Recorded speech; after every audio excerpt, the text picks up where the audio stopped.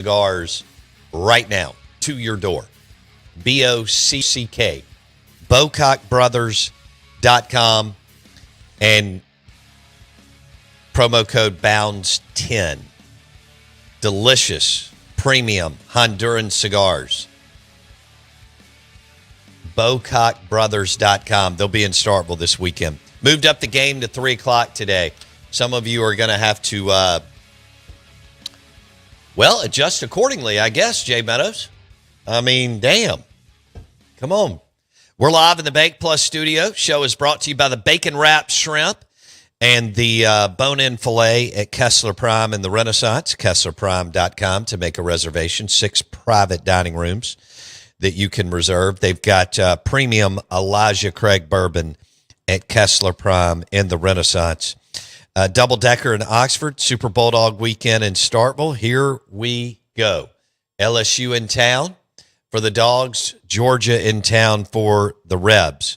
LSU has won 13 of 17 and owned the series in Starkville. They are struggling this year. They can pitch it pretty, but they're not hitting the ball. You better buckle up on this one. There's something about when they drive into the city limits of Starkville that they play some baseball. So we'll see what happens. You'd love for Tomas to get you rolling early and get you a win. He's been fantastic for just about all year. And he has taken over the Friday night role since McPherson went out several weeks ago. And they got to flip it from the short week to the long week. Y'all all know that.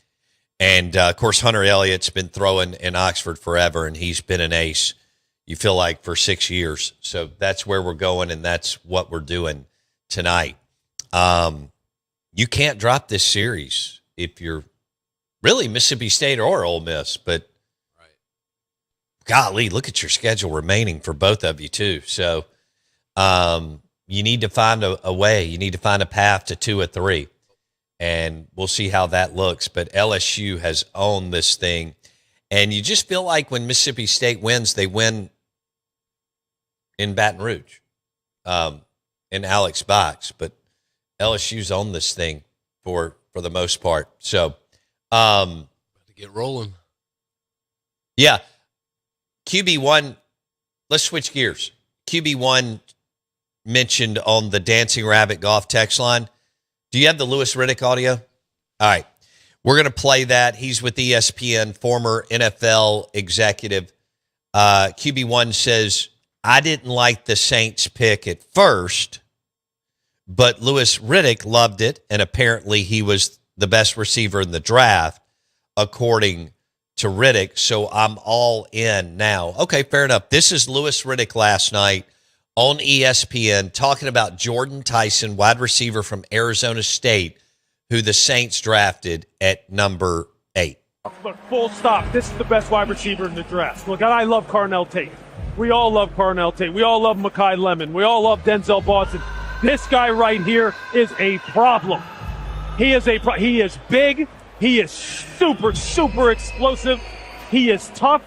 He can run every route. He can play all 3 positions. He can play the Z, the X, the slot. I'm just telling you now. Him, Chris Olave, Travis Etienne, Tyler Shuck is sitting there going, oh, yeah, buddy. We're on. Here comes the Saints now. This is a nice draft pick. Kellen Moore has got to be ecstatic that this kid is sitting there for them to pick. All right. Whoa, look at you, Grumpy Pants. I'd like to hear from our listeners. Dancing Rabbit Golf text line, 601-885-3776. One, did you even watch the draft? If you didn't, that's okay. I went out to the man room, watched it. I like that they've sped it up. Do y'all remember several years ago it got to where they even drug out the first round? I don't know what, and I'm really surprised, but I guess between the NFL and TV, they got together and said, we need to get this thing rolling. Yeah. I like it. Pick. Let's go. I know they want to take a break and run commercials, and we get that too. But I feel like they changed the model the last couple of years. It does take them too long to walk from God. the green room up to Goodell, but they have gotten it down to where, boom. I mean, teams, for the most part, it's kind of a rapid fire for the first round. I won't watch much more unless I'm in Starkville over the weekend, just kind of walking by a TV. But, I mean, I hope some Ole Miss and Mississippi State guys go. There's an opportunity today, which is fun and exciting. It's a dream come true. You saw all the guys crying last night and their families crying, and that's an unbelievable moment where since 5 years old you've been playing sports, and now you're on the big stage of the NFL in Pittsburgh, and you get to wear all the cool uniforms and get all the amenities and resources that an NFL, which is unlimited, that an NFL franchise offers. So stop crying. You're being like Mr. Negative today on the Saints. Yeah, he gets up there and he cries. Can't stand it. Really? Can't stand it. Wow. Why? Man, you're harsh. Why? You know, Blake's been the harshest producer I've had. Mm-hmm. And you're really being harsh today. Yeah, I'm just saying, Bitter. multitude of ways you could have gone, and you went the wrong one. Okay. All right, let's switch gears. National Pigs in a Blanket Day. Have you ever had pigs in a blanket? Smashed. Really? That was one of my favorite foods for a while. As a 10-year-old? Yeah. Or, oh, yeah. Okay. Young, loved them. all right. Could have, I don't know when the last time I had a pig in a blanket. I'm assuming it was out of the tailgate, and I was starving. Yeah. But I did eat pigs in a blanket at the Dutch Bar. Nice. Yeah. I'm glad they serve those. It's pretty strong play, isn't it? Yeah, I'd like to know more about that. How many pigs in a blanket come in an order? I don't remember. That was a long time ago. And how big? Were they many? They were small pigs in a blanket, or were they did they juice them up and have them fat pigs in a blanket? I need to know. Were they the mini ones? I'll have to think back. I can't. Like cocktail weenie type deal? Yeah, I think they were. Okay. All right. Yeah. So it's the true one. There's way too much bread around pigs in a blanket. You can't burn the bottom. Can't have a. Oh, you don't like a little crisp is fine. Okay. But burnt, no. Okay. I would be okay if I never have another Come on. pig in a blanket. Let me ask the listeners, have you had pigs in a blanket this year? And did you eat them during football season? The Dancing Rabbit Golf text line is 601-885-3776. Back in a second. Well...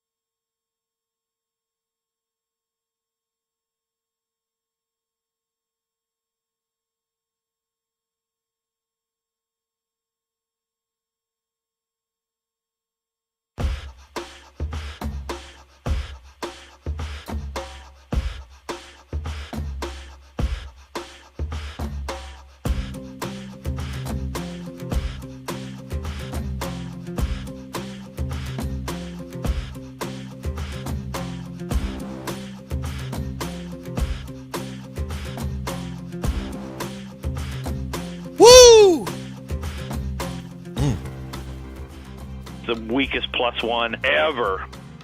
Wolves, Mountain Lions, and Bears. Good morning to you. We are the Out of Bounds Show. Mudbugs open this weekend. Mudbugs. Shout out to our friends at the Reservoir and Brandon. Yummy crawfish, shrimp, crab legs celebrated Mudbugs this weekend. Great place. Ice cold Michelob Ultra. All at Mudbugs at the Reservoir. Mudbugs downtown. Bowbound Straight Funk with you, hanging out as we head into the weekend. Steve Palazzolo joins us next, NFL Podcast of the Year. We'll see if he believes that the Cowboys will now win the Super Bowl after their defensive picks of Caleb Downs, safety, but really kind of do-it-all player on defense out of Ohio State, and Malachi Lawrence out of Central Florida is an edge rusher. They actually went defense. I thought for sure they'd split the baby and go defense first, offense second. But they stayed the course and went defense with their 2 first-round picks for the Cowboys. They finished 32nd out of 32 teams in defensive scoring efficiency last year. Bartu says they can't rebuild the defense in 1 year as bad as they were. If you're like 16th, you can, but they can get better. I mean, with Caleb Downs and Malachi Lawrence, and we'll see what else. Rashawn Gary, and I don't know, maybe and a new defensive coordinator. He's never called plays. You tell me. They jettisoned Eberflus after 1 year. This will be is it the 5th in 5 years? Or 4th in 5 years as far as defensive coordinator in Dallas. We're also talking pigs in a blanket. I haven't had pigs in a blanket in a while. Brad says, Bo, I haven't had pigs in a blanket this year. I normally have a few at a party or during football season, but I don't like them room temperature or cold. They're better warm and not doughy. I agree with that. If you're going to have to eat them, they're definitely better hot and not doughy. Madison County Rocks and Pools says, I prefer cocktail weenies out of a crock pot. Yeah. Cooked like meatballs. I don't like those either. Usually they're in tangy, crappy barbecue sauce, so I don't care for that. He goes on to say, don't care for pigs in a blanket, too much bread and no flavor. I could see that too. And basically they're perfect.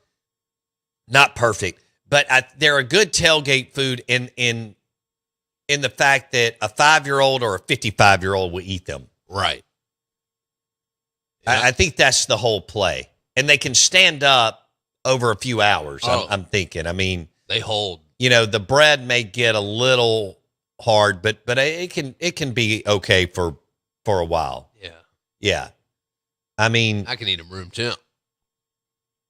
Ain't nothing wrong with a little room temp. Well, that's because your culinary standards are low. That's right. I mean, if you keep them low, you're always pleasant, and it's always a pleasant surprise. That's right. I mean, you still believe McDonald's is a delicacy. Yeah, ignorance is bliss. Fair enough. Do any restaurants serve? I wouldn't think so. No. I mean, what'd we have like? I don't remember what we had at. No. Oh, are you talking about like a culinary up version? Pigs in a blanket? Yeah, you're talking about just like an OG version. I mean, what would that be? Like the cocktail weenie, just a regular old. That's not that good. It's not good enough to put on a menu. Oh, I got you. I thought it's just not good, period. But okay. It just depends. Well, I think if you're like 17, they're good. Yeah. Or maybe 13. And they're really good. Because you just need food all the time. But I mean, if you don't need food all the time, which is 99% of us, right? I'd just rather either not eat or have something quality. Magic Mike says deer sausage wrapped in a croissant roll. There we go. Okay, see, I can get into that. Yeah, that's a totally different thing than generic little, completely different. Pigs in a blanket. Right. That sounds good. I mean, that sounds pretty good. Yeah. Or I'll just have deer sausage and Mississippi State jalapeno cheese, and I don't need the crescent roll. Right. I like crescent rolls. Do you? Yeah, man, the dough rules. It's good dough. Okay. Why? What did you call it earlier? Philo. Where did you get that from? Aladdin Mediterranean. Because that's how they make their... Oh, that's what baklava's made of. Oh. And they make this little bird's nest. Oh. Dessert's really good. Okay. That's where I learned about phyllo dough. Is that one of your go-tos at Aladdin? Man, it was. Oh, yeah. At Aladdin. Yeah, because you get... because on Lakeland Drive? Because they keep it real. They keep the desserts at $2.50. You can pay $2.50 or $1.75 and get out there with a dessert. So I'm getting all three. So you're getting all three? Yeah. Which ones? You got the bird's nest, and you got the baklava and the baklava fingers, and then all three of those are... You stop there. So you get all three when you go? Yeah, I mean, because God knows you need... Between unique. your bowls of cereal and just the candy that you keep, garbage that you keep laying around, you need three desserts at this point in your life. Correct. From Aladdin. Yes. I mean, they're good. They're have healthy. you had three desserts from there in the last month or so? Yes. Okay. For sure. Yeah. Last 2 weeks, 3 weeks, yeah. Okay. No doubt. Do you just smash them in the car, or do you wait till you get home? Some of them don't make it home. Most of them don't make it home. The baklava fingers do not make it home. Okay. Because, I mean, they're easy. You can just grab it and smash and go. I remember those at, I think, Old Time Delicatessen in Highland Village. See, when did that place close? I don't know. Because, I think I just missed it. Julep opened in like 05. I don't know how many years prior. Before that, our listeners would have to tell me. When did Old Time Delicatessen close? 601-885-3776. RT says, last time I had pigs in a blanket was at a cold game in Fayetteville, Arkansas. LOL. Okay. I remember them from cold games. I don't know why. They're always, I don't know why. They're always cold whenever I get to them at a football. If they're at a tailgate, that's probably because I'm late. No way. Yeah. You late? To a tailgate, not being on time. Well, I don't know why you would need. I mean, what does that even mean? Yeah, you just go when you go, right? Well, unless when we were in college, we had to be out there. We needed to be out there at a certain time. It wasn't like a rule, but it was acknowledged. Like if we were going to get the most of our game day experience. Okay, got it.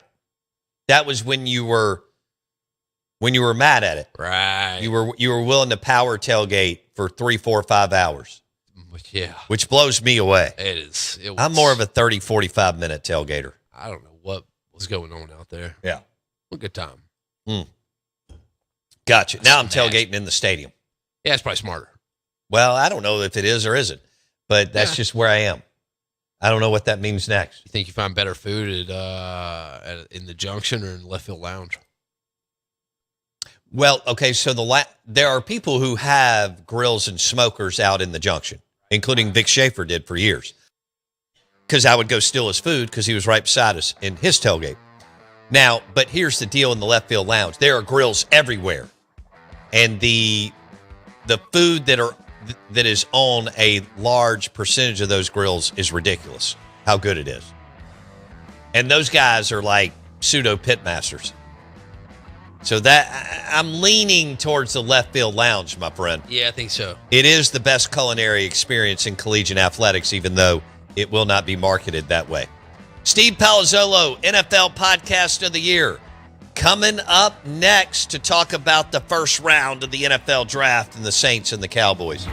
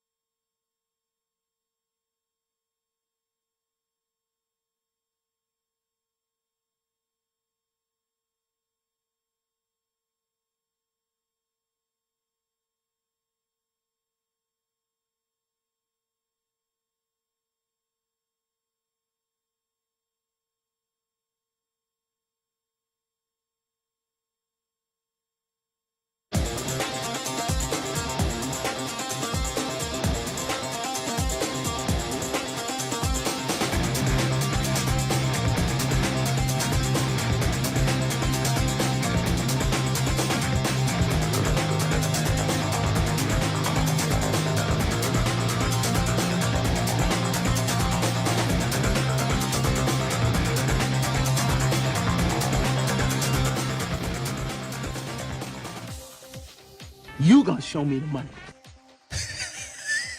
I don't want to hear all that chit-chat stuff. The Out of Bounds Show, 105.9 The Zone, ESPN.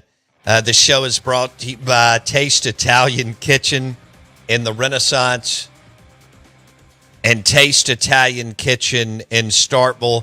TasteItalianKitchen.com. From the bolognese to the calamari to the wood-fired pizzas, amazing cocktails, two beautiful bars, TasteItalianKitchen.com. Celebrate for lunch or dinner. We welcome in NFL Draft Insider Steve Palazzolo.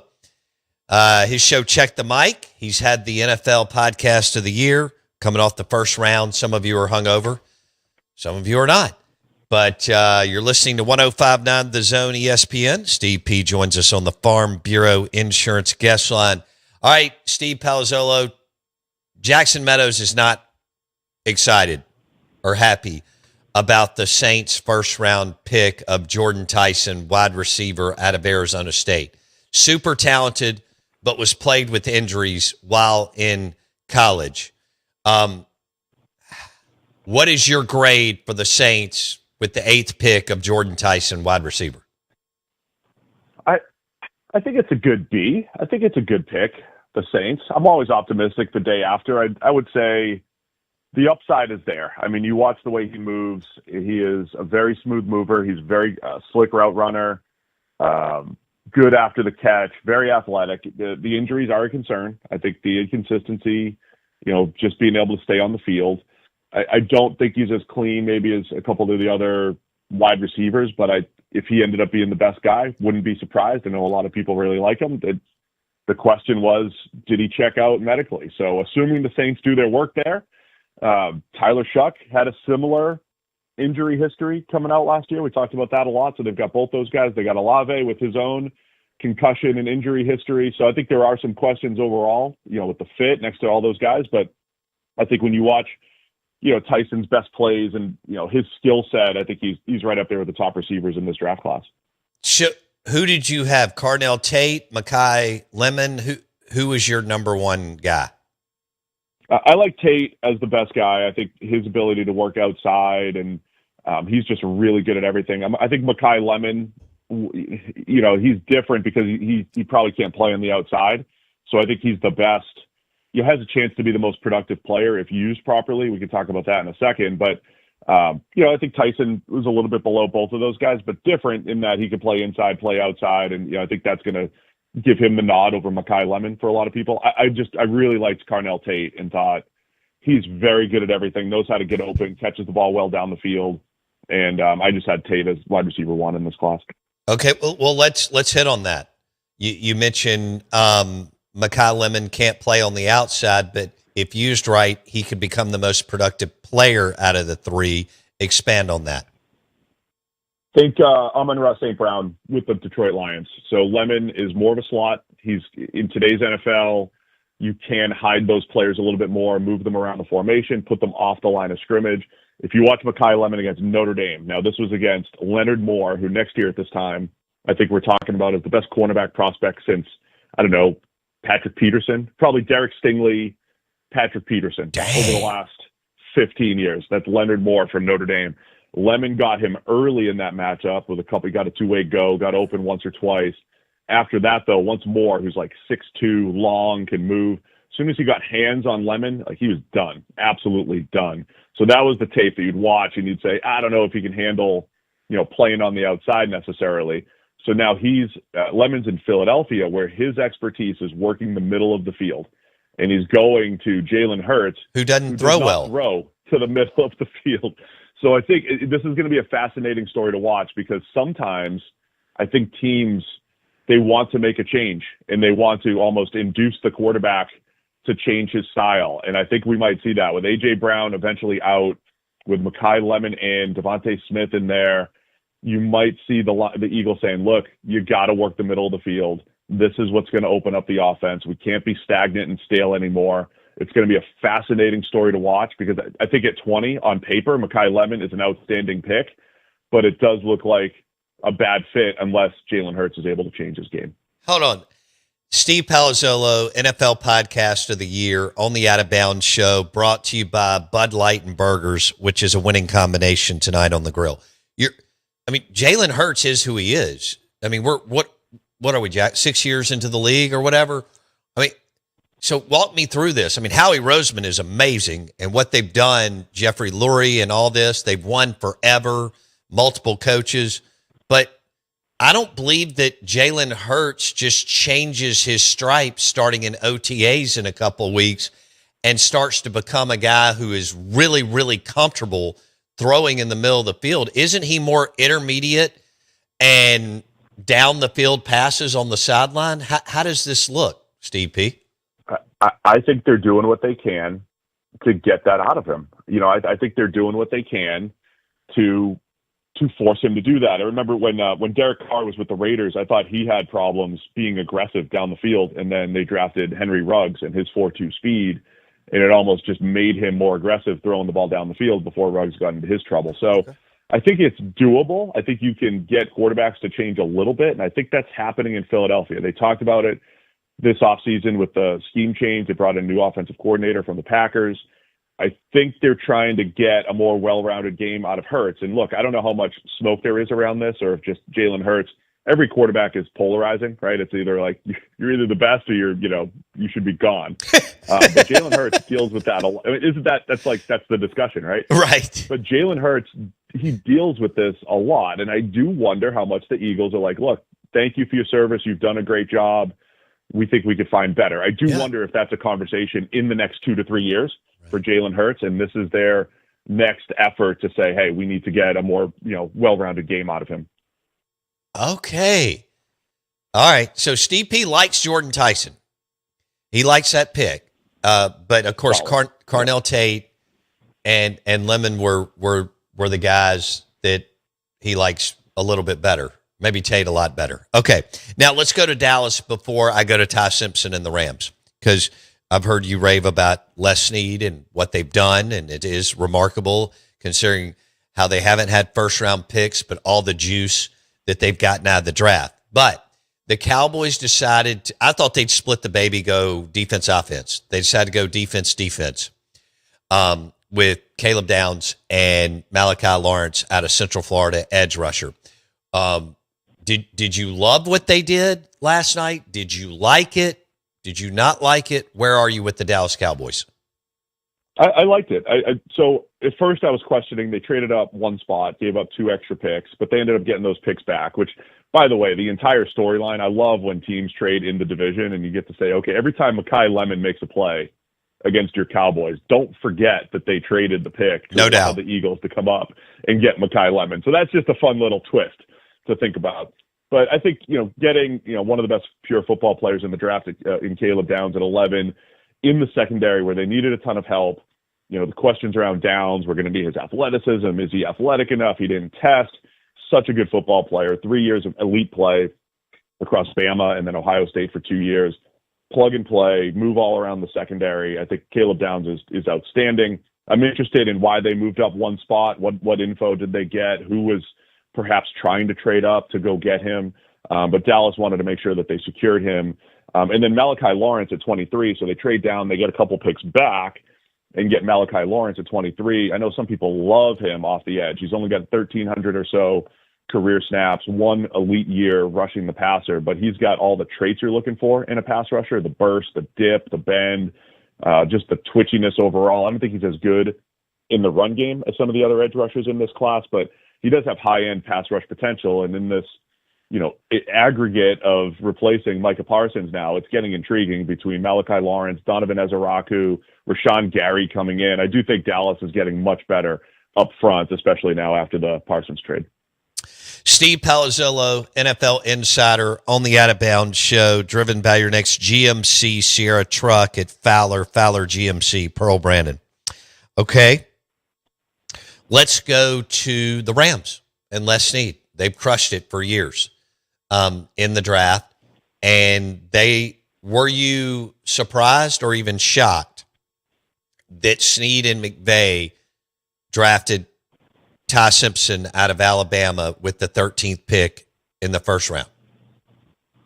I was surprised. I was shocked it was at 13. There were rumors that they were going to try to trade down, and maybe they did. But eventually they just had said they had to make the pick, and this was the plan. Now I know everybody is now a body language expert, and they are, they know that Sean McVay's upset with this pick based off the press conference. I'm interested to see how this plays out because he sounded a little subdued last night. But it's just a fascinating decision by the Rams. I think if we were playing football this week, the Rams have the best team in the NFL. I think it's them and the Texans as far as player for player, roster, ready to go right now. Doesn't mean the Rams don't have any long-term needs or even short-term needs. I think wide receiver help with Devontae Adams getting older. I think the future of their offensive line, they have a lot of players to re-sign. But the Rams are in really good shape as far as the starting 22 or their top 28 players. They're in really good shape. Now, they never pick this high. They rarely pick this high, and clearly identified Ty Simpson as the heir apparent. I think I've learned enough through the years, first off, to not have strong takes on QB opinions because most of us are wrong all the time anyway. And then the second one being never want to trash a team for over-investing in the quarterback position. And that includes Michael Penix Jr. 2 years ago for the Falcons. It's still TBD if that was the right move. But I like the idea. Like, if you need a quarterback, you have to think critically about the position. And the Rams are saying, hey, we're looking to the future for Matthew Stafford. Maybe McVay is like, man, I want to have Matthew for the next 3 years. I don't want to move on. And maybe that was part of it. But Les Snead thinking long-term, taking the quarterback now, getting him in the building. It's the best thing in the world for Ty Simpson, at least. Get in the building, learn from Stafford, learn from Sean McVay. There's no supposed pressure on Stafford. Whenever you're done, Matthew. We'll take care of it. But we had to get this guy in the building. That was the thought process here. It's tough to hate it, especially in a draft like this where there's not as many blue-chip players. And I'm fascinated to see how it plays out. But just like getting Jordan Love early with the Packers, that's, paying dividends right now for the Packers. This could be the move 4 years down the road where we say, wow, Les was well ahead of the game, saw the future, and did a really nice job getting Ty Simpson early. Steve Palazzolo on the Farm Bureau Insurance guest line. What pick or picks last night did you absolutely love? Got to say the Bucs at 15, getting Reuben Bain. You have to look at that pick and say, okay, he was talked about going top 5 and then top 10, and he's got the short arms, but the dude plays with a special level of power. He was the best player in college football, I think, for most of the season last year. Like, when you're listing the best players in college football, it's Reuben Bain, it's Caleb Downs, it's Jeremiah Love. It's Jeremiah Smith too, but he's not draft eligible. But as far as draft eligibles, Bain's right up there, absolute game wrecker. And the Bucs are just sitting at 15, and I think they were looking at the other guy, Miami's, Akeem Mesidor, thinking, hey, he'd be a good pick at 15 for us. We need some edge rush help, and they get Bain, who's younger and better. And so I think that's a fantastic pick for the Bucs at 15, just sitting there and getting a position of need. I thought the Browns did a great job. They went from 6 to 9, picked up a 3rd and a 5th to move down 3 spots and take the guy that they would have taken anyway, Spencer Fano, the right tackle out of Utah, who I already think is the best tackle in the draft. Nice. So second straight year, I think the Browns have crushed it. I know that sounds crazy. It does. But I think but you know why they're in this mess? They made the worst move in all of history, and the owner may have been the reason for it, and that's Deshaun Watson. The Deshaun Watson deal ruined their salary cap, ruined all of their draft capital, ruins their roster depth. But I think the moves around that, for whatever it's worth, have been pretty decent from Andrew Berry. So last year, trade down, they get Mason Graham, get the extra picks, and then this year they end up using one of those extra picks on Casey Concepcion at 24. This year getting the extra picks and still getting their guy in Spencer Fano. I think the Browns are having a really nice 2-year stretch in the draft right now. Jackson, did you hear that? Chuck Mullins, he's the biggest Cleveland Browns fan in the state of Mississippi. He hangs out with this good friend. Wow, Steve Palazzolo just gave the Browns big-time props. Okay. Do you feel like they picked up enough by trading back, Steve P? Yeah, a third rounder and a 5th rounder. I mean, I think a lot of Chiefs fans are questioning that move for them. I think they thought Mansour Delane, who they traded up for, could still be there at 9. There was a lot of smoke around the Commanders at 7, so they were trying to leapfrog the Commanders. Maybe the Saints could have taken Delane, but I think they were in on Tyson either way. So, yeah, I think I think the Browns made out with a really nice haul, and again, still getting the player that they would have gotten at 6 and getting him at 9. Was that a reach? The Beach and Reed with the Kansas City Chiefs moving up to get Delane, the corner out of LSU, in your opinion? No, I'm fine with them taking them there. I mean, look, they gave up a lot for him, but in a vacuum, taking Delane at 6, I think is fine. I thought he was unbelievable last year. I was surprised at how good he was. I thought he was okay at Virginia Tech, and then just from week 1, the best corner in the nation at LSU last year. His footwork's incredible. He runs a 4.38 at the pro day, so he ticked that box as far as speed. And the Chiefs have a massive need. They have to replace both starting corners, so I think it makes sense. I think it was fine taking Delane, but yeah, it's a big haul to trade up the 3 spots to just make sure that they get him. Okay. This is odd that I'm asking you this, but this thing is weird. Jackson, you may want to come in on that. But you're an NFL guy. You super connected. You've had the NFL podcast of the year, all that. What do you make of this Vrabel Rossini thing? I mean, can you believe that it's this big a deal? I'm wondering because, I mean, look, we've got all kinds of drama in the SEC over the years that I've had to cover, which kind of par for the course. But in the pros, you don't necessarily get into this stuff. Have y'all talked about it, or have you just kind of hit it and moved on? What's the deal?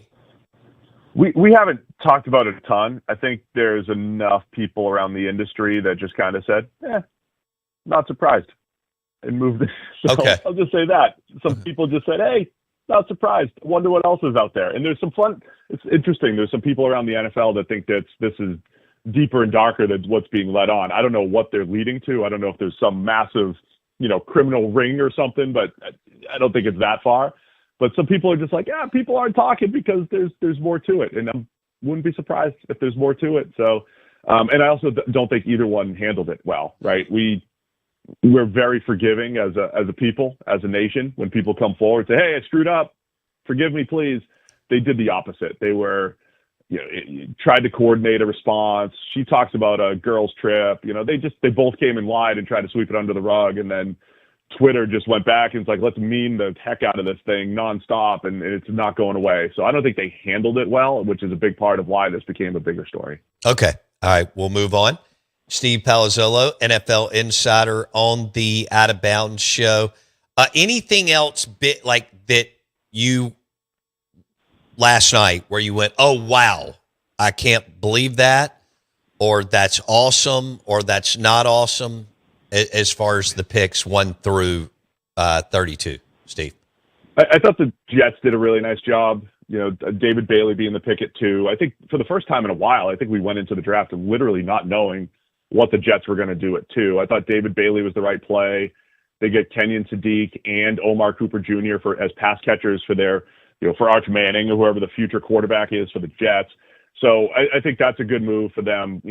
Team completely devoid of talent. And look, every time a team has 3 first-rounders, they're like, hey, they won the draft. But I do think the Jets did the right thing when you start stacking up their picks and what they have.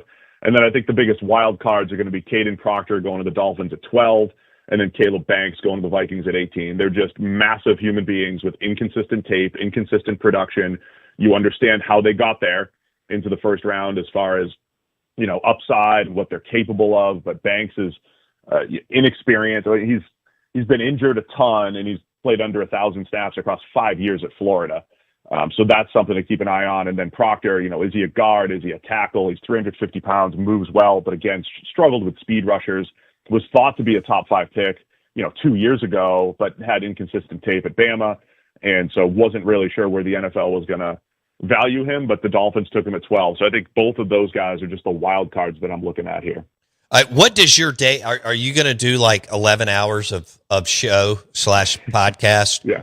Tell me what Steve P's day looks like going into round 2 that I assume starts at like 6 or something tonight, 7, whatever. We started a tradition a couple years ago. I had strep throat the day of the draft, and I had to go get checked out. I told the doctor, I was like, hey, I got to be live tonight. They gave me a steroid that day, and I was feeling great. And so we recapped every pick live. We did every pick live, and then we did a recap show. And we were just going to say, hey, name a couple picks that you liked. I said, let's just redo it. Let's go pick by pick again. So we just did that last night. We did the live draft and did almost 3 hours again on every pick. And tonight we're going to do the same thing. We'll go live, talk about every pick, rounds 2 and 3, and then we'll do our day 2 winners and losers right after that. Not every pick necessarily, but we'll go through everything. So we do that right from our studio, right on YouTube. And then tomorrow have some guests, get some recaps from other people, and try to touch on all the biggest storylines coming out of the draft. Okay. And as far as catering tonight, are we... Oh, man. Is You're gonna send anybody... some of that calamari. Can you fire some calamari up my way? Oh, it's so good. Here? Flash. Every time I come on, you're reading off some great food, and I need you to just ship it up to Cincinnati for me every time I come on. Let's sponsor this spot. Get them hooking us up. Oh my gosh, I do need to send you some food. I can't do the calamari, but it's flash fried. It is so damn good from Taste Italian Kitchen. Okay, who needs to have? Is there a team that needs to have a bounce as we wrap it up? Is there a team that needs to have a bounce back day today? I think the Dolphins are one of the most interesting teams. They've had the fewest draft picks in the NFL over the last 4 years. They've got the most. They had their 2 first-rounders. Again, I think the Proctor one is a big wild card, and they've got a ton of picks. They still have 4 more in the top 100 here, I believe, 4 or 5 more. So I think it's the Dolphins to keep an eye on.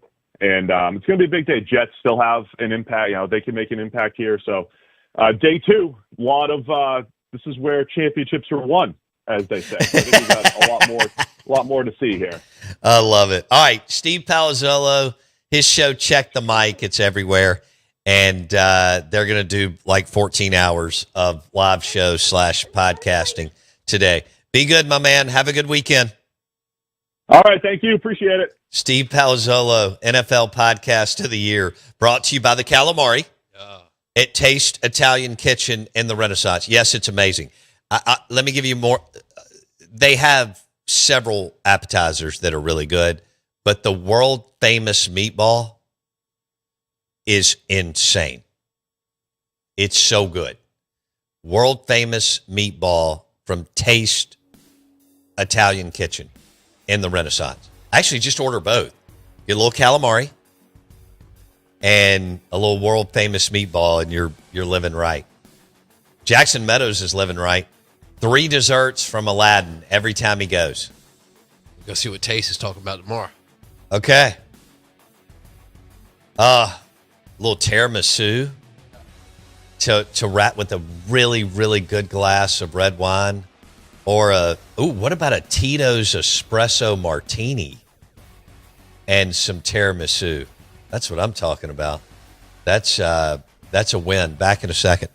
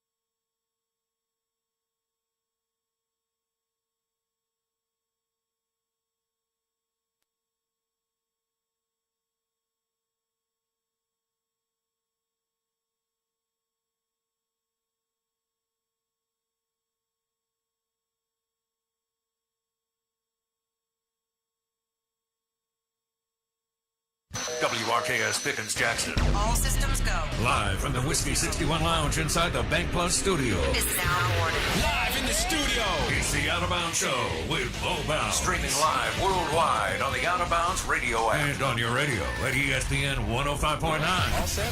Let's go. The Zone.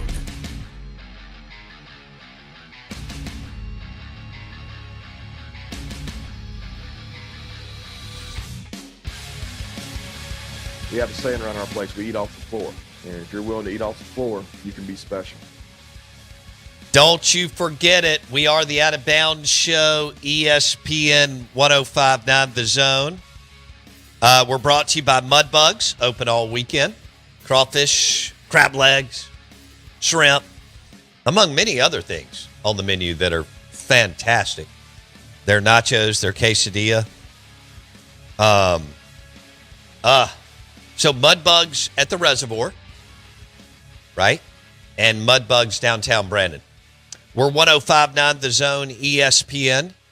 If you missed any of Steve Palazzolo on the NFL draft in your Saints or your Cowboys, and he hit some other teams, Rams, and look what he said about the Cleveland Browns. Yeah. Some of you probably pulled off the road. Yeah, said they did a good job. It will be on Spotify, Apple Podcast, search Out of Bounds with Bo Bounds. Did we YouTube that?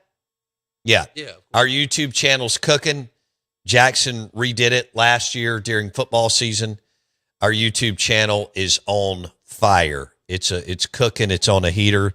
Out of Bounds Sports is the YouTube channel. Thank you to Patrick Kelly with Finch and Kelly. He runs it on his TV in his store, which I thought was so cool. That's dope. I just PK. That's tight.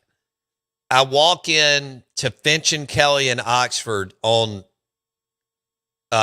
Wednesday afternoon, and he's got our YouTube channel up on his awesome TV in his shop. No way. I thought that was pretty awesome. That's pretty tight. And it's kind of weird seeing yourself on a like that's not what we were gonna meet and talk and hang out, and PK is kind enough to have all the Whiskey 61 leather goods and barware. That's our line that we rolled out. Super premium gentleman's lifestyle brand, Whiskey 61.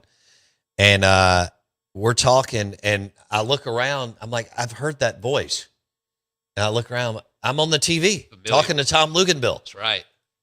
So, yeah, our YouTube channel is cooking. Out of Bounds Sports. We'd really love for you to hit subscribe. Yeah. Jackson's only got about 5,000 hours in it, so that would be awesome. YouTube channel is on a heater. Out of Bounds Sports. And we'd love for you to put it up in your in your office. I mean, we have multiple TVs. Most of you do too. Go to YouTube, search Out of Bounds Sports. You've got a restaurant and bar. You got your office, whatever. Yeah, I know you're watching something. Golf Channel or Fox Business or whatever. YouTube, Out of Bounds Sports. All right. So anyway, Palazzolo was fantastic. He did a good job, and we appreciate him hanging out with us on a Friday and going over some of the picks. Jackson kind of likes the pick with the New Orleans Saints and Jordan Tyson. Sure. Wide receiver out of Arizona State who we got to watch play the last 2 years against Mississippi State. Hell of a player, but plagued by injuries in college too. So it's played at Colorado and Arizona State. There you go. Woo-hoo. What? Powerhouse. Hey, Arizona State went to the college football playoff 2 years ago. They did. Yeah. Can't take that from them. No, you can't. They did. You're just negative. Yeah. Not thrilled. Just a rough day. Okay. Rough day as a Saints fan. I actually think the Cowboys did well. I do too. I think they did. I mean, really now, according to Bartu, they have dug themselves such a hole on the defensive side of the football that almost regardless of what they do, they can't get it where you need it. Sure. I mean, I guess it's just like college football. You said, look, when you look at these teams, you need to be in the top 10 in both offensive and defensive scoring efficiency. And Dallas was 32nd, dead last in defensive scoring efficiency and 10th in offensive scoring efficiency. Yeah, but the slew of defensive players they picked up in the offseason through the draft now, they got to get it. I mean, they have to get a little bit better. Sure. I mean, that's like telling me that Mississippi State's going to be better right. from Coleman Hutzler at 111th in defensive scoring efficiency to Zach Arnett walking in. Well, yeah, they're going to be better. Yes. What does that mean? When you're on the bottom, there's only one way. Yeah. What you should have been doing is upgrading from someone that finished 67th in defensive scoring efficiency to someone that could drive you to 32nd or 24th in defensive scoring efficiency. Yes. Not dead bottom, worst defense the last 2 years in the Southeastern Conference to, yes, Zach Arnett will make you better. Yes, Dallas will be a little too much better. But even if you move to 18, his point is huge. That no, it means that 1 out of every 3 years you make the playoffs. That's true, yeah. You got to be 4th, 6th, 8th, or 10th in both. That's just a crack it, right? Get in the playoffs. Right. And then you never know. Right. You don't ever know. I don't know. With what Marty By the way, the talks about- Seahawks went and got another running back. Oh yeah, they let homeboy go. Yeah. Next man up. They went and got the Notre Dame guy. Yes. That nobody talked about because Jeremiah Love was the guy. Watching him, he will end up being a really good Jadarian Price. Jadarian Price. Okay. His comp is Rico Dowdle. That was good. You can get that guy in the 4th round. You absolutely can. Get him in the 7th. So that's a bad pick. But I don't know, but it doesn't move the needle at all. It doesn't put you in. Rico Dowdle is the comp, according to Matt Miller on ESPN.com, for the Seahawks pick, 32nd in the draft. They got the other. Right. Not that he's not super good, because Jeremiah Love, according to some, was the best player in the draft. Yes, that is a fact. Now, if you get Rico Dowdle that played against the Cowboys, that's not bad. Didn't he put up like 300 against the Cowboys that one game and just trashed them? With Carolina. Yeah. Yeah. Again, that goes back to Eberflus, the DC that got fired in 1 year. What? I thought I heard somebody knock at the door. Oh. Well, maybe they want to come in. Yeah, we might let him in. We'll let him in later. Yeah. Some dude picked up his gift bag. His gift bag. Nice. Will H. Nice, Will He H. picked up his 2 rounds of golf to Dancing Rabbit Golf Club. His gift card to Mama Nims. Nice. And we had some Tito's swag in the bag too. And yeah, he got one of those bags. Those bags were good. Yeah. Yeah, nice. Yeah. Plus the guy. Oh man. Now let me switch gears real quick. Mississippi State fans are on edge because of this weekend and LSU dominating in baseball, especially at Dudy Noble. Because this fan base is so fragile with football just burning itself down multiple times, and then basketball deciding to not be a Division I participant, this weekend's going to be wild. Now, look, if they win tonight, I think they're going to take care of it and win 2 or 3. This afternoon. If Tomas sets the tone, okay? But they got like 4 guys not hitting that have got to get going. Now, LSU's got a bunch of guys not hitting too. They're not that bad on the bump. They got players. They're just whatever. But this fan base is so fragile in Starkville that if for some reason LSU takes this series, it's going to be a Holy Mary Olzab meltdown in Starkville just because of the lack of success in football and then the implosion in basketball. We're powered by Pearl River Resort.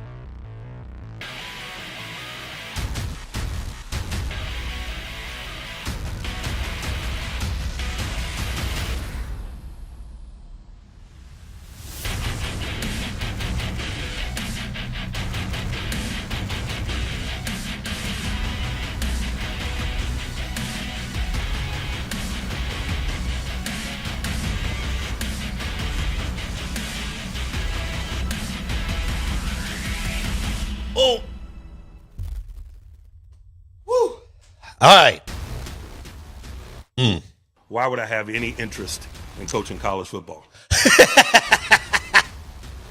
We are the Out of Bounds Show, ESPN 105.9 The Zone. Why would I have any interest in coaching college football? Guys, I don't have time for that speculation. God, I love Mike Tomlin.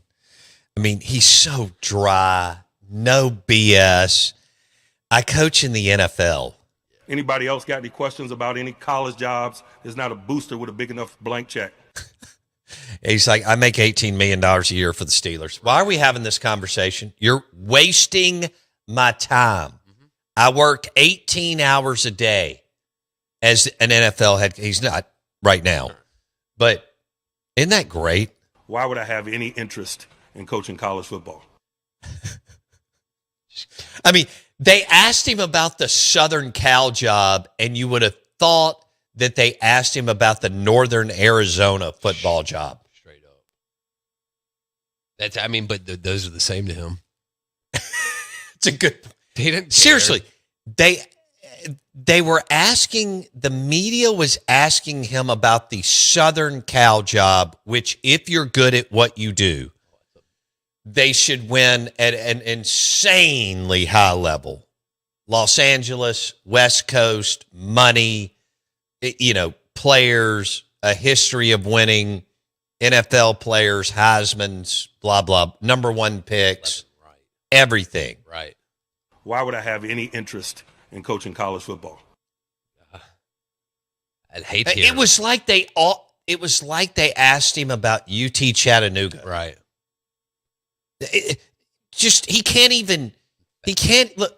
I mean, that's a joke to me. He can't even wrap his brain around it. He's not. That's not processing. I mean, it's not like they asked him about Purdue. Right. I mean, that's a joke to me. He would have walked off. And the best is, guys, I'm the head coach of the Pittsburgh Steelers. It is one of the best jobs in North America, which makes it one of the best jobs in the world in sports. Period. Okay? Yes. I make $20 million a year as the head football coach for the Pittsburgh Steelers. I'm a Super Bowl winning coach. It's so good. For our listeners, Mike Tomlin stepped down after this past season. I did hear Bill Cowher, who was the coach before Mike Tomlin, as y'all know, with the Steelers. He was interviewed by Dan Patrick this week. And Cowher retired and never went back. Right. Most of them can't help themselves. We all know that, which is fine. I mean, if you want to step away for a while, go back and coach, good. If you don't, good. Cowher lost his wife, got remarried, all that. He talked about that. He's talked about it before. And he was asked about Mike Tomlin. He said he will coach again, in his opinion. Yeah. So, Anyone else? so good. So good. How about this? That'll be the last time that I address it. That's what he said. Surely he coaches again. That's a good Well, coach, man. He's going to be the Cowboys coach. He's so young. Yeah. How old is he? 53? Yeah, which in today, I mean, he's 54. He just turned 54 like last week, 2 weeks ago. 54. Okay. I mean, So super young, and he'll sit a year, maybe two, because he gets to pick his job. that's right. Okay. He'll wait and see what's opening.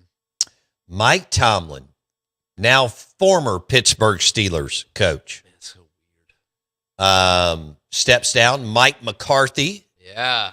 is the head football coach for the Pittsburgh Steelers, Let's go. which is wild. It is odd. What are they doing at QB? What do you think? Running it back. They got to. It's Aaron Rodgers. Okay. All right. Aren't him and McCarthy boys? Oh, from Green Bay. Yeah. I got you. Thank you. They won the boys. Super Bowl together. Sorry, I'd forgotten that. They're boys. Yeah, thanks for connecting that. Good deal. That'd be, I mean, hey, Okay. roll it out, baby. McCarthy, he ain't a bad coach. McCarthy's all right. Yeah, I think he's pretty good. He's pretty good. Yeah. Nothing. And look, he was handcuffed Yes. by Jerry Jones. So I have to, Yeah. like, Jason Garrett was not a good head coach. No. Regardless of Jerry handcuffing him or not. Correct. Yeah, McCarthy's pretty good. He's a pretty good coach. Yeah. We'll see what he and Aaron can do for maybe one more year for Aaron. Hey, look. Maybe two. Rodgers actually looked a little bit better last year than he has all the past 3, 4. I mean, sure. You can't say he doesn't have to. I'm looking at it from last year, he looked like he got 2 or 3. Okay. I mean, they were a whisker from the playoffs. Fair enough. McCarthy, he is a pretty dang good ball coach. What do you think his overall record? Well, it's good because he had a combination of Favre and Aaron in Green Bay, and he had Dak in Dallas. Oh. I mean, those are good quarterbacks. That's right. That's a good point. I mean, they won a bunch of games. So let's see starting. Now, some people would argue that Aaron should have won more than one, but is that Aaron? Is that McCarthy? I don't know. Go ahead. 07, McCarthy and them go 13-3. Okay. They lose to the New York Football Giants in the NFC Championship game. They miss it. That was still Favre. That's right. That's right. Yeah. So we go the Super Bowl year. Is that 11? It was 10. They won it, obviously. After that, they lost to New York in the divisional, lost to San Fran in the divisional, lost to San Fran in the wild card. Harbaugh got him a couple of times. Multiple. Wow. Harbaugh got the Saints in that crazy back and forth last 4 minutes of the game. Yeah. Harbaugh got the Packers, you're telling me, a couple of times. Man, that guy, and he made the Super Bowl because he lost his brother. Right. And the lights went out in the dome that night in New Orleans for a minute, the electricity. McCarthy lost 3, 4 championship games, NFC championships. So he won one and lost that many? He lost. This is McCarthy now. McCarthy was because Mike Sherman was there for a minute too. In Green Bay, right? I don't remember what his first year. Holmgren to, I think Mike Sherman to Mike McCarthy. McCarthy. Okay. McCarthy's first year Green Bay head coach. 06. Okay.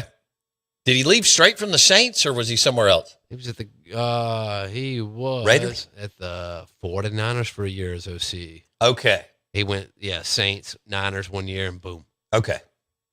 Got it. Okay, yeah. Harbaugh, he messed up Sean Payton and the Saints. Yep. That game where they scored just a ton of points in the last 4 to 5 minutes of the game, 6, 7, whatever it was. And then he dinged Aaron and Green Bay. He was 49-35 in Dallas. Yeah. I didn't know that. I thought he had better years. That's 14 over 500. In the NFL, that's incredible. That's very good. They got punked by the 49ers on the road. If you remember, what's his name fumbled on the first possession. The little running back. Yeah. Forget about that. That was really pretty good. Yeah. Number 20, I think. He should have been the focal point before, but they did a little bit of he and Zeke. And he put the ball on the ground. 49ers got it. It was over early. But that may have been Garrett. No, I think it was McCarthy. Dang, the 49ers have messed up the Saints, so many, the Cowboys, and the Packers. Unbelievable. Harbaugh's such a phenomenal coach. Yeah. We're brought to you by Burgers Blues Barbecue. Check them out at lunch today, Dogwood, Flowwood.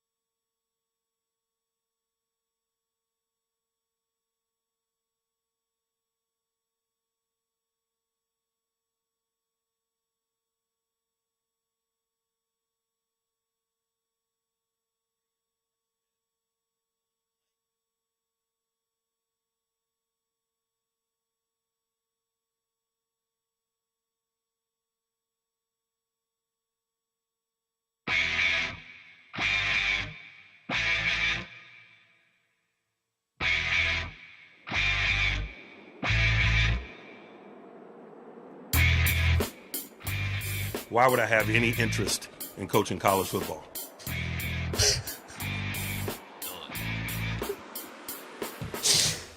I do not have time to be here in this press conference. Do not ask me one dumb question. I'm not even thinking about anything that's going on here. I have 100 things going through my head as the Pittsburgh Steelers head coach when he was. Yeah. And this is it. Guys, I don't have time for that speculation.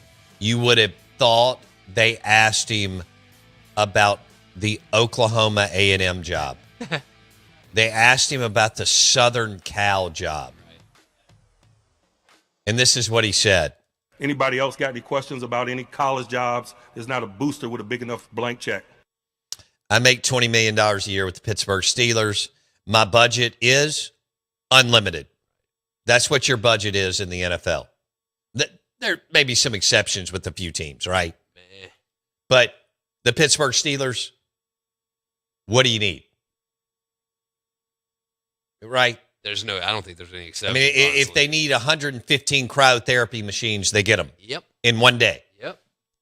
If everybody needs their own individual sauna, they order 100 of them. Right. I know there's only 53 people on a roster. Y'all know what I'm talking.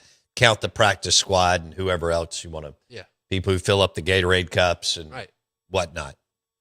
You know. Somebody's got to do it. Right. They need showers and cryotherapy. But yeah, exactly. I mean, dude, being a water boy looks kind of hard out there. They're running around. I bet the water boys in the NFL make six figures. You think? Oh, yeah. I would like to know. Yeah, because they look. I mean, they got a professional thing going on out there. You know, you got to be here, and you better be there.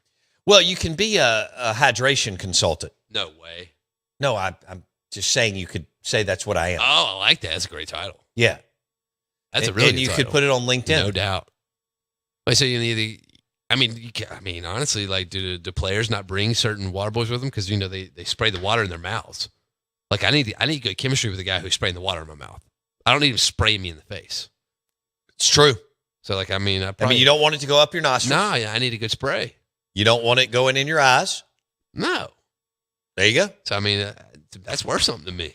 I think I would call myself a hydration consultant if I was with the Pittsburgh Steelers and I was in charge with water or electrolytes for either the offense or the defense. Yeah. It's a charity that runs it. Charities, they put all the water boys out there. Oh. While some of them, okay, now you do have some full times making up to 50. I bet it's more than that. I bet it is too. I bet it's more than 50,000 a year. Yeah. This is still the best, though. Well, guys, I don't have time for that speculation. Seriously, it was like they asked him about the Rutgers job, one of the worst jobs in Division I football, Power 4 football. What do you think or like, who did away with their football program for a minute? Was it UAB or Birmingham Southern? Yes, UAB. Okay. UAB, I think. UAB. Right? This is what he said. Never say never, but never. Yeah. If a water boy makes 50-something, what are those amenities worth? Like, I mean, he gets access to everything, right? Oh, yeah. I mean, he's got access. He gets to eat. All that. No doubt he has access to an NFL training table, which is steak, lobster, whatever you want. If you could put a price on it, I wonder what they would put that price at. That's, I mean, eating at an NFL training table daily. over the course of a year? Every day. Thousands and thousands of dollars. Big numbers. Yeah. So 50, more like 100. You get 50 worth of, I mean, I'd imagine you can get 50 worth of free stuff in there. Plus you get gear. Yeah, there's 50 worth. Between that and food. Yeah. You'd be running a side hustle trying to sell. So hard. You would be trying to pick up more gear and then sell it online. Oh, dude, I would be telling them all, I need you to sign this for my daughter. Yeah. I don't have a daughter. I know you don't. Sling them. You would. You get everybody once with it. Aaron Rodgers, you'd be like, I need you to sign this for my daughter, and then you'd go flip it online for $2,200. Yeah, appreciate it. Yeah. Yeah. He'll be proud. I don't necessarily know that to be the case, but okay. We are the Out of Bounds Show. Steve Robertson coming up next. GenesPage.com, 247 Sports. And Mississippi State will host LSU this weekend. 3 o'clock game. Not long, actually. Moving it up. So some of you had to adjust your schedules. Somebody asked me about my schedule. I think the focus this weekend is Parents' Day. Yep. And I will be at the SAE house by noon or 12:30. That's when that's our focus, that's your focus. Right. So I'm focused. There you go. Nice. We want to welcome in Steve Robertson, GenesPage.com, 247 Sports. Steve, LSU has dominated Mississippi State at Dudy Noble Field. Should I be surprised at that? What is it? They've won 13 of 17 series. Is that right, Steve? That's probably close to correct because, the Paul Maneri era was not good for Mississippi State, obviously. But, all-time State holds the all-time lead, and it's won 3 of the last 5 series. But, there was a stretch there where State couldn't get a win. Okay. I watched a couple of their games last weekend. It looked like they could pitch pretty well, Steve. They just can't hit. What's your takeaway as you've looked at this LSU team and LSU roster this week going into the series? Well, it's really been a tale of inconsistency, really in all aspects. Defense has been one of their biggest laxes this year. And, the starting pitching, they've got a couple of younger guys. I interviewed Jay Johnson yesterday, and he talked extensively about that, about how, you move a guy that was your closer last year to a starting role, and then you move a midweek guy into the weekend. So they expected to take some lumps, I guess, pitching-wise, but the bullpen has just been an adventure.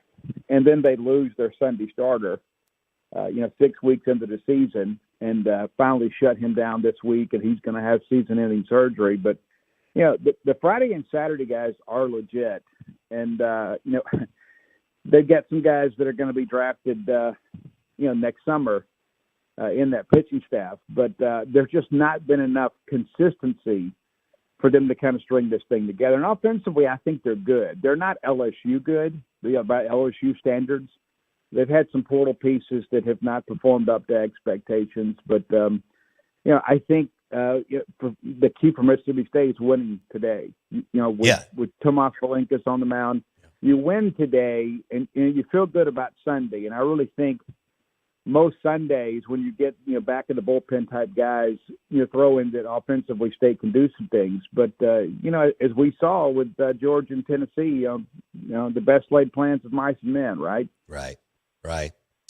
Steve Robertson, GenesPage.com. You're right. I couldn't agree more on today with Tomas. I mean, because can you imagine how tense and the freak out with the fan base? Because this fan base is still in a fragile state from the football, deal implosion, and then basketball. On top of that, you got to go out there. They got to go out there and get a dub today. What are you hearing there? I mean, there's about 4 guys that aren't hitting at the level that you want them to. And they haven't really broken out yet. I mean, Stallman, Sullivan, Woodson, even Ace. Is it panic or when you've talked to insiders, what are they thinking as far as getting some of these guys going, Steve?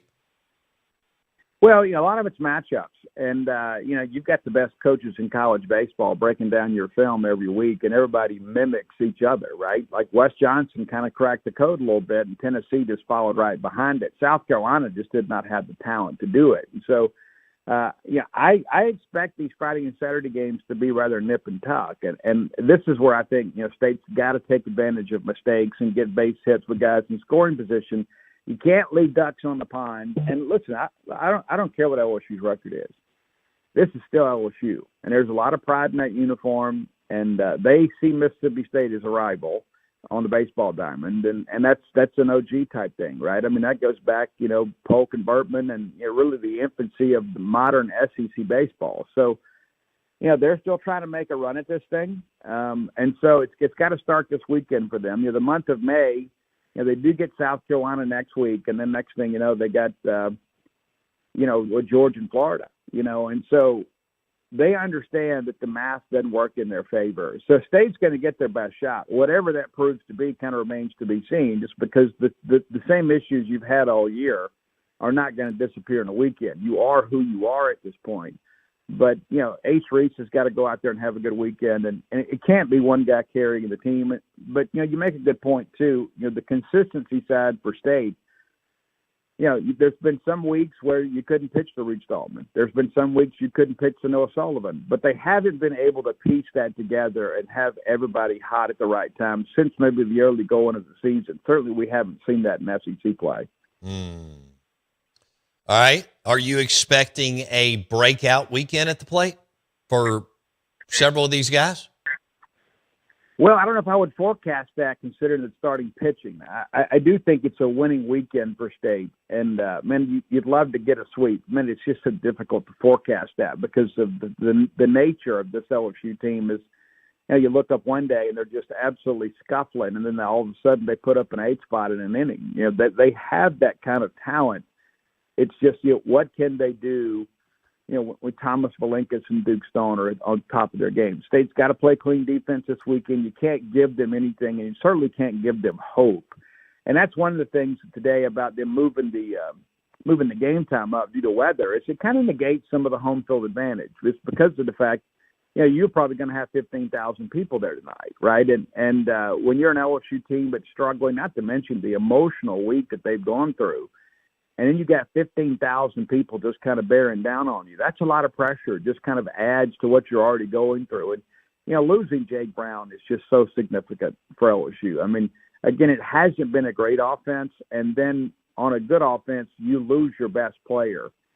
That's difficult for anybody to come back from. And you wonder a little bit about the psyche of a team like that. When you're already struggling and then you don't get a guy back, you want to hope to get back on the weekends, and then you lose the best offensive player of your season. That's a difficult thing to deal with. So it'll be interesting to see how they handle that. Okay. Looking at the way that the bullpen has developed in Starkville and at Mississippi State, do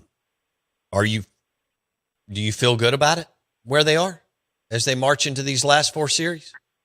I would say better, not to be confused with good. I mean, they've had some good moments, and Jack Gleason was really good his last time out, and State's going to need that. We didn't expect him to pitch as much as he has, and then the first 2 months of the season, you look up, like, man, this guy's going to be a dude for us. And then he had a couple of bad outings, but he kind of had a return to form, on Tuesday. But it's going to be interesting too. Chris Billingsley is a guy that many people are ready to move on from. The early weeks of the season. And now he's the guy that some people think should start on the weekend. I'm not ready to go there, but I do think that he is another arm that could help out. And then, of course, Fowler is a guy that's just kind of come out of nowhere and done some good things. So I think the pieces are there, and I think that says a lot about Brian O'Connor and Justin Parker's ability to develop pitchers in season. But, the bullpen's going to have to be a big part of this because, Valenkas and Stone, neither one are going to be able to get you 9, right? So you're going to have to piece this thing together, and you need a good version of Ben Davis this weekend. Yeah, you expect Peyton Fowler to pitch this weekend? Oh, I do. Yeah. And I'm surprised he didn't pitch last weekend. And, he's the guy, too. Again, I think we had kind of accepted that we weren't going to see much from him this year. He's been a little bit banged up, but his last couple of outings have been absolutely electric. And, let's be honest, they just kind of throw him in there against Georgia to mop up, and he kept him in the ball game. And then the bats woke up, and you nearly pulled that Friday game off. And he's a big reason why. Yeah. All right. So you're feeling better, not where they need to be. With LSU, are you expecting any lineup changes today at 3:00, Steve? No, I think you pretty much go with what you've got. It'll be interesting to see what they do with Blake Bevis, right? Because, he's a guy that a lot of people kind of forgotten about. And I don't know that you beat South Carolina without Blake. I mean, he was the hero of the weekend. Of course, Vitus Valenkas is another guy that had some big swings really over the course of the last couple of ball games. And so, Brian O'Connor's got some interesting decisions to make. But, as you know, Bo, I mean, you ride with the hot hand. When you've got a guy all of a sudden that's giving you some quality ABs, and he may not be a regular starter, and he may not be a guy that starts in the postseason. But, when guys are swinging it well, you got to find a way to get them in the lineup. And so it'll be interesting to see what they do with Blake. And, Aiden Teal's the guy that's got to get going. Right. He's got to get going. And, he had a couple of hits last weekend, but I think by and large people would consider that he didn't have a big weekend, but you were still able to get a sweep. And so if they can get all the horses pulled in the right direction, Mississippi State could be a very difficult team down the stretch. Okay, Bevis, Jacob Parker, how do you think that looks this weekend as far as with the options, what direction O'Connor may go? Well, LSU's going to start right-hander on Friday and Saturday. So you would think, obviously, Parker probably would be in the lineup. I mean, because you want to get that power bat in there, and you want to stack lefties as best you can. So, we're not sure who they throw. Maybe Sheeran on Sunday. We'll just kind of have to wait and see how things play out. But, you could see all right-handers this weekend, which, of course, means that Reed Stallman and Garrett Fry and Ace Reese and Jacob Parker are the guys that have to kind of carry the offensive load. And so I think that you'll see Parker in the starting lineup today and tomorrow. Are you hearing anything on game time on Saturday? Not a word, and I honestly wish, like, if I met a genie today and I could ask for something that would make society better, I think the first thing I'd ask for is can I delete the weather app off other people's phones? Because 10 days before we play a game, somebody sees that rain icon and they think, oh, man, I wonder if we're going to be able to get the games in. We're going to get the games in. Sure. Okay. Dr. Brown and his staff do a tremendous job. We're going to get the games in. And so I don't expect there to be a change tomorrow because it's a TV game. But, you never know with life. But, I would expect everybody to be here at 6:30 tomorrow. Okay. All right. Did catcher still just who knows what you're going to get type deal, Steve? Well, Andrew Raymond, I'm told, was a little bit under the weather last weekend, which is why you didn't see him some. And Sean James, very talented guy. He's a young guy, but, he's a guy that struggles at times to keep the ball in front of him. And the reality of it is, Kevin Milewski is the best catcher. He's not the best offensive option. When he hits the baseball, my goodness, it's a home run, I think, 7 out of 10 times. He put together his first multi-hit game as a Bulldog on Saturday of last week, so maybe he's starting to feel it a little bit. But he can't catch every game. And so somebody's got to step up. And, as a guy that played catcher at a young age, the thing that was instilled in me is as catcher, it's all your fault. Kind of like being a quarterback, right? Mm-hmm. When you're a quarterback, it all weighs on your shoulders. It's kind of the same thing when you're a catcher. And, listen, I get it. 97, 98 mile-an-hour sinker at the knees with tough break like you get from Ben Davis. That's tough, man. That's a tough assignment. But this is the Southeastern Conference, right? You're the best of the best. You've got to find a way to keep that ball in front of you. And, the one, he kind of stabbed at one last week, and then he got that one get between his legs. And that just cannot happen, right? I mean, not at this level. When you consider what Mississippi State is playing for, you can't just say, well, he's a younger guy. No, you have to play to the standard. And if you can't play to the standard, then you don't get to play. I mean, that's just the reality of sports at this level. This is not the YMCA or the Boy Scouts. It's the Southeastern Conference, and you have to perform at the level that's expected of you. Okay. Anything else on your mind today? Well, I tell you one thing. When I think around the league, Mississippi State could, if State can take care of business this weekend, as we hope and expect, there's a lot of teams that are around State in the standings that are playing head-to-head. And so you may look at, right now, State's tied for fourth in the league, and you got a couple teams ahead of you that are going to be a game short due to a rainout in Texas and Texas A&M. But when you begin to think about the hosting picture coming into focus, this could be a very significant weekend for State because not only could you get a chance to get a leg up, the teams around you that are playing head-to-head, you could see a lot of splits where you pick up a game and possibly two over some teams that are similarly situated with you that are in that hosting discussion. And so, again, we're going to be scoreboard watching the rest of the season. But I think you could look back maybe at the end of May and say, hey, this could be a significant weekend for Mississippi State, provided they do what they need to do. Can you imagine the meltdown if they don't get the game today with Tomas? No, and I don't even want to think in those terms, right? I mean, it's like, because of the fact you talk about how tightly wound the fan base is. And, that was the thing. Everybody looks so forward to baseball season. And, hey, and it's been a really good season. The potential to be a great one, it's still there. But our fans have not really had anywhere to turn the last few years, right? I mean, you've had 3 consecutive losing seasons in football. You still haven't won an NCAA men's tournament game since 2008. You didn't make the tournament this year. The women, you never knew what to expect from them, and then they don't make the tournament.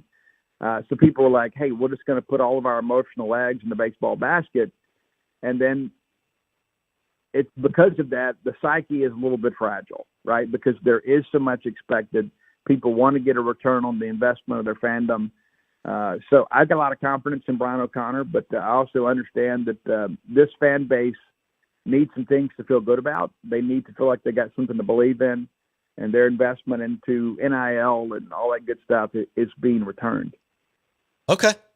We'll leave it there. GenesPage.com, 247 Sports. Steve Robertson will be at the ballpark in like 5 minutes, taping ankles and getting ready for the game. He may even go through the left field lounge and grab a rib or two, and then he'll be locked in. Steve, appreciate it. See you, bud. All right. Steve Robertson, GenesPage.com on the Out of Bounds Show. It's weird. I'm like looking at the clock, and the game starts at 3, and I'm here. Bocock Brothers are coming in town. Go ahead and order your box of cigars, split them in the neighborhood, order them for a client, a friend. You've got Mississippi State, M over S cigars. It's a pinstripe box. You open it up. It says The Dude. It's got a beautiful picture of the stadium. They're premium Honduran cigars. M over S. You can go to bocockbrothers.com, promo code BOUNDS10. They've also got the Ole Miss ones. On the band, so the band for Mississippi State's M over S. It's really good looking. The band for the Ole Miss one is powder blue helmet, which is really good looking. They've also got a Navy band for Ole Miss. bocockbrothers.com.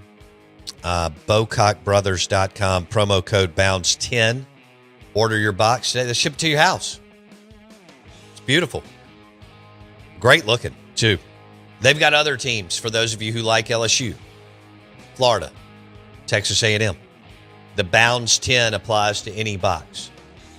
BOUNDS10 promo code, bocockbrothers.com. Enjoy the weekend. Have a great one. We appreciate it. When you're in Starkville and Oxford, go to Spring Street Cigars, or the one right here in Jackson inside the building where the Rogue Men's Store is.